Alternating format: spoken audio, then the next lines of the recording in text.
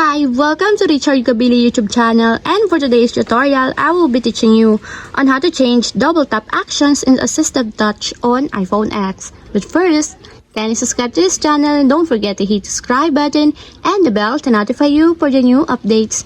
And let's start. Using your iPhone X, from your home screen first, go to Settings. Then in the settings, scroll down and find the accessibility and then tap. Then in the accessibility, scroll down again and then go to physical and motor section, then tap the touch. Then in the touch, tap the assistive touch. And after that, in the assistive touch, scroll down and then go to custom action sections and then tap the double tap.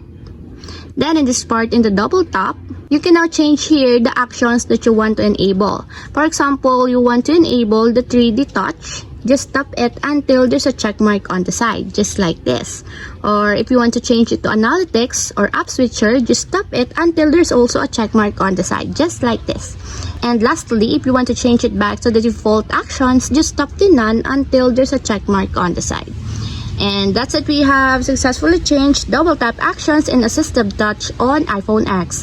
If you have a question, kindly comment down below and don't forget to hit the subscribe button and the bell to notify you for the new updates. And thank you for watching!